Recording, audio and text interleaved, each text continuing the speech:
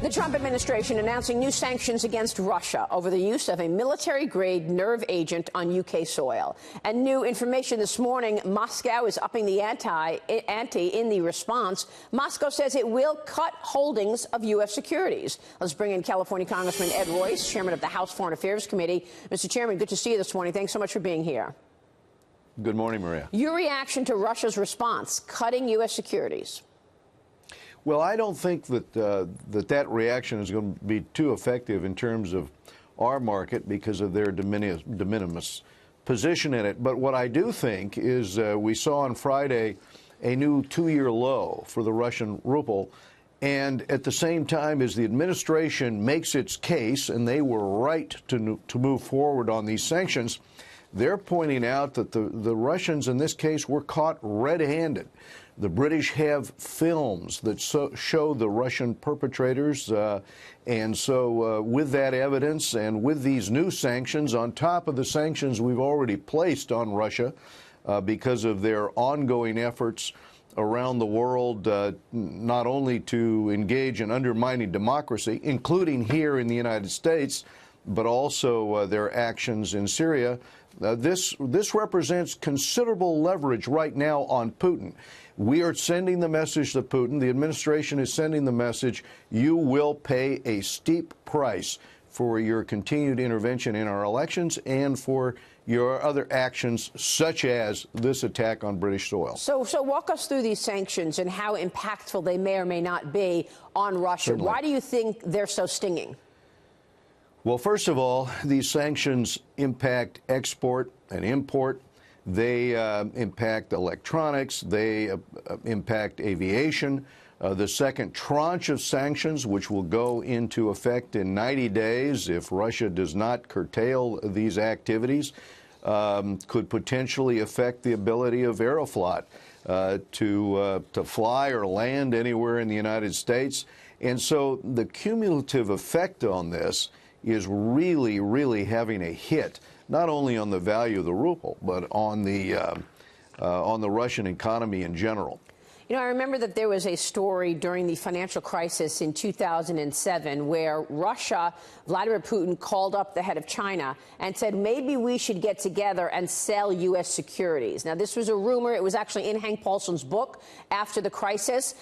He was talking about putting enormous pressure on the U.S. while the U.S. was down. We were in the worst financial crisis in a generation in 2007. So now we hear this again, that Russia is, in fact, going to sell U.S. securities. How much of an impact will that have on the U.S.? Not much of an impact. And in the meantime, the U.S. right now, we've had the largest wage growth over the last 10 years. We're experiencing that now. We've got unemployment under 10%. The economy is under 4%. Unemployment is under 4%. The economy is growing at plus 4%. And so in this situation, our economy is very strong. The ability of Putin to have much of an impact on it is not much. And in the meantime, I think it's very important we be consistent in sending this message that Russia will pay a steep price if these deadly acts aren't answered by Russia. Russia has to take action now in the next in the next months in order to try to reverse its actions and send a clear message that they're not going to continue to do this. Sanctions also against Turkey this past week. We know that. And I want to ask you about Iran as well. Your thoughts on the U.S.'s move, given the pastor that has been held for so long in Turkey, in terms of applying these different sanctions to Turkey and Erdogan? Right. Well, Pastor Brunson has been held over 2 years. I think that in terms of tariffs should be very narrowly deployed. And in my opinion, tariffs should frankly be focused right now on Beijing for their violations. I think that the types of sanctions that are effective on Turkey, the focus on the human rights violations, holding the pastor for more than 2 years, and therefore the sanctions against Turkish officials for human rights violations. I think that's effective. But if these tariffs become too widespread, the use of tariffs, that can have other impacts globally. And so I'd keep that focus narrow and on Beijing. Well, it seems that the administration they're waiting for Turkey's response. I mean, during my exclusive interview 2 weeks ago with the Vice President, Mike Pence, he told me that the U.S. is serious and wants Turkey to understand we want change. Listen to this. He wants to come home, and Pastor Andrew Brunson should be freed and should be allowed to return to his family, to his home, to his church and his nation in the United States of America. Transferring Pastor Andrew Brunson to home arrest is just not good enough. And the United States of America is prepared to bring sanctions against Turkey until Pastor Andrew Brunson is free. So should we expect more with regard to Turkey? I think these bogus charges brought against Pastor Brunson have to end. He has to be brought home, and I think that Erdogan's authoritarian moves need to be countered. And so, as a consequence, I think he can expect more pressure, and I think it is in international interests to have Erdogan cease holding Americans as hostages, including our NASA scientists there. Well, so I think he's going to face additional pressures. Let me turn to Iran. What can Congress do? What role do you see in terms of Iran and the U.S. now? I mean, the president has been adamant, very strong against Iran pulling out of that deal. And now we see Iran not going back to the negotiating table, not really thinking that they're going to change their behavior as a result of the U.S. pulling out. And we still have questions about Europe and European companies doing business in Iran. What's next? So our main problem with Iran, the main problem with the agreement, was that it did not include missiles, if you'll recall, nor did it include Iran's terrorist actions.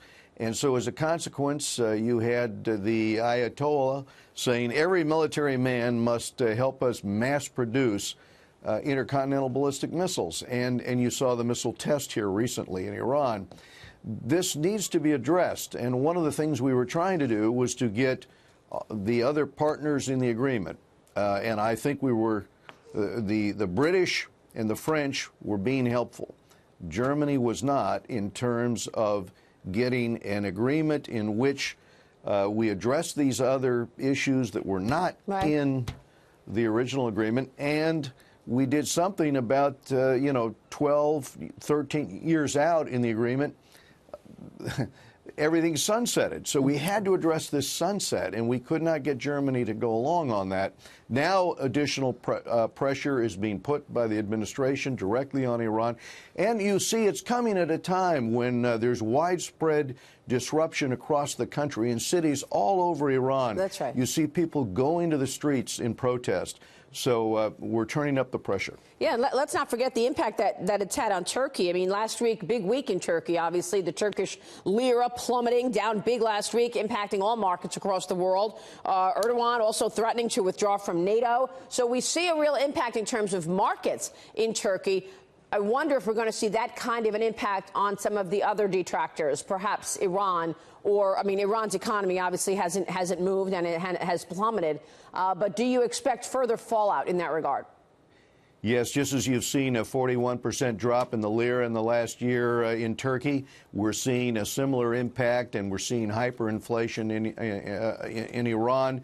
And we're seeing it on the streets in terms of people's frustrations with that ideological regime, that theocratic regime. Two-thirds of the people in Iran want a democracy without a theocracy. We need to do more social media into Iran. The Persian community around the world needs to broadcast in and continue that dialogue with the next generation of young Iranians. And of course, we're also seeing an impact on Russia's economy as well. Mr. Chairman, it's good to see you this morning. Thanks so much. Thank you, Maria. Chairman Ed Royce joining us there.